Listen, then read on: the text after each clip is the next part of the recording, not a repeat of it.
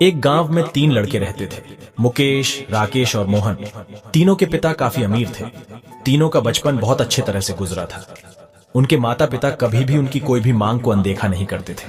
मुकेश के पिता सरपंच थे, राकेश के पिता एक कारोबारी थे और मोहन के पिता एक किसान जमींदार थे। छोटी उम्र से ही उन सबको लाड प्यार ने ऐसा बना दिया था कि ना तो उनको मेहनत का पता था और ना ही उनको समय की परवाह थी। अक्सर वह सारा दिन बस घूमते रहते थे। नशे और अन्य भोग विलास में डूबे रहते थे, जिससे उनके गांव वाले भी दुखी थे। सरपंच और बड़े लोगों के बच्चे होने के कारण उनकी कोई शिकायत कर पाने की हिम्मत नहीं कर पाता था, जिससे उनका मनोबल और बढ़ गया था। एक दिन उनके गांव में बहुत तेज बारिश हुई, जिससे सब लोगों को नुकसान हुआ, जिसमें इन तीनों के पिता भी थे।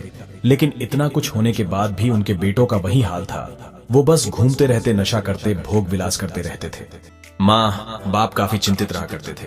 ये तीनों भले ही कितने गंदे थे, लेकिन इन तीनों के अंदर एक खास बात थी जिसकी पहचान किसी को नहीं थी और उनको खुद को भी पता नहीं था। मुकेश एक बहुत अच्छा नेता प्रतिपक्ष था, क्योंकि अपने पिता के पास रहते हुए उसको इसका काफी ज्ञान हो गया था, क्योंकि उसके पिता सरपंच थे। राकेश भी इस तरह से बिजनेस की समझ रखता था, क्योंकि उसके पिता एक कारोबारी थे। और मोहन खेती का काम जानता था, क्योंकि उसके पिता जमींदार थे। पर अपनी गलत कामों की वजह से उन सब ने अपने इन टैलेंट पर ध्यान ही नहीं दिया, जो कि उनकी सबसे बड़ी कमजोरी थी। इस तरह से इनकी बदमाशियों को देखकर इनके पिता उन्हें सिख देने को सोची। तीनों पिताओं ने आपस में बात करी और उसका एक हल निकाला। तीनों पिताओं ने अपना अपना काम अपने अपने बेटों को सौंप दिए, जिससे उनको समय की कदर का पता लग सके। तीनों के पिता ने एक वसीयत बनाई, जिसमें यह लिखा था कि 1 वर्ष के अंदर इन तीनों को 10 लाख रुपए कमा कर देने होंगे, जो बिना किसी गलत काम करके कमाए गए हो, और तीनों को अलग अलग स्थान पर रहना था। इन तीनों को 5-5 लाख रुपए भी दिए गए, ताकि उनको अपना काम स्टार्ट करने में दिक्कत ना हो। पहले तो सब खुश हो गए कि हम आजाद हो गए, हमको पैसे मिल गए, और ऐसा सोच करके इन्होंने फिर से काफी समय मौज मस्ती करने में लगा दिया। इस तरह से 6 महीने बीत गए और इनका काफी सारा नुकसान भी हुआ।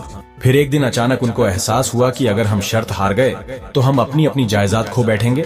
धीरे धीरे उनकी चिंता बढ़ने लगी।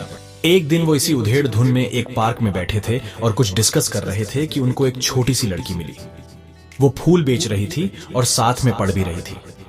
तीनों लोग उस लड़की के पास में गए। तभी मुकेश ने लड़की से बोला, बेटी आपकी उम्र क्या है? तो लड़की ने जवाब दिया कि मैं 12 साल की हूँ। अंकल, इतना सुनते ही मुकेश ने आचार्य से पूछा कि आप इतने छोटे होकर के खेल नहीं रहे हो? इस पर लड़की ने जवाब दिया कि मेरे पापा अब इस दुनिया में नहीं है और माता बीमार रहती है, इसीलिए मैं ये काम करती हूँ। ये सुनकर मुकेश ने अपना पर्स निकाला। उसके पास जो भी पैसे बचे थे वो उस लड़की को देने लगा। उसके बाद लड़की ने बोला, अंकल आप भी फूल ले लो, मुझे बहुत खुशी होगी, क्योंकि मैं अगर आपसे फ्री में पैसे ले लूंगी तो फिर मेरा पढ़ाई में मन नहीं लगेगा, मैं काम चोर बन जाऊंगी, क्योंकि यही समय है जिस समय मैं अपना भविष्य लिख सकती हूँ। मुकेश ने उस लड़की से सारे फूल ले लिए और तीनों घर लौट आए। उस फूल वाली लड़की उन तीनों लड़कों पर बहुत गहरा प्रभाव पड़ा। रात भर उन तीनों ने उस बच्ची के बारे में सोचते रहे और उन्हें एहसास हुआ कि वो तीनों कितने गलत थे। तीनों ही दोस्तों को एहसास हुआ कि आज भी उनके पास 6 महीने का समय है अपने पिता के दिए गए काम को पूरा करने का और भविष्य बनाने का। इसी दौरान सबने सोचा कि अगर बचे हुए समय का सही उपयोग करें तो अभी भी बहुत कुछ किया जा सकता है।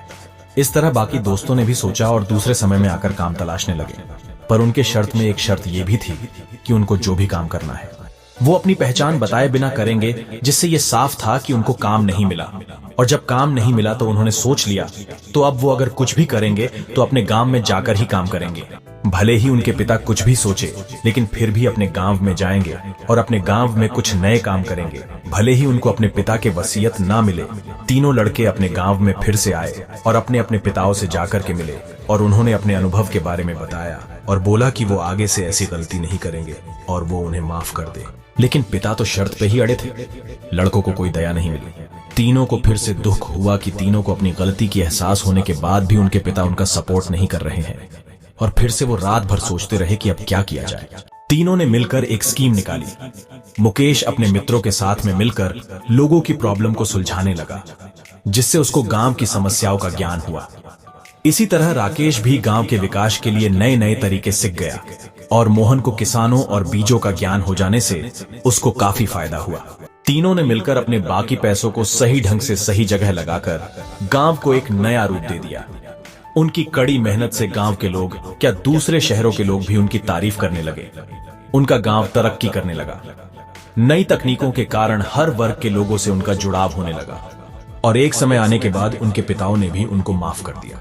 इस तरह से दोस्तों, उन तीनों को समय की कीमत का अंदाजा हुआ कि पहले वो कितना समय बर्बाद कर रहे थे, लेकिन जब से उनको समय की कीमत का अंदाजा हुआ तब से उन्होंने समय को बर्बाद नहीं किया और काम करके पैसा कमाया, नाम कमाया और ये सीखा ईमानदारी से जिंदगी कैसे जीते हैं। दोस्तों, कुल मिलाकर कहने का मतलब यही है कि आप सभी समय को बर्बाद ना करें। अगर ये समय आपके हाथ से निकल गया तो कुछ नहीं कर सकते हैं। और हाँ, समय के पास इतना समय नहीं है कि वो आपको दोबारा समय दे। समय बर्बाद करने का हजारों तरीका है, लेकिन आप ऐसा कोई तरीका चुनिए जो आपकी जिंदगी बदल दे, इस समाज की जिंदगी बदल दे, इस देश का भविष्य बदल दे। मुझे उम्मीद है कि ये स्टोरी आपको अच्छी लगी होगी। दोस्तों को इतना सपोर्ट करने के लिए बहुत बहुत धन्यवाद। अपना ख्याल रखिए, जिंदगी में आगे बढ़िए और अपनी कड़ी मेहनत से देश में खुद के नाम के साथ साथ दुनिया में भी देश का नाम कीजिए।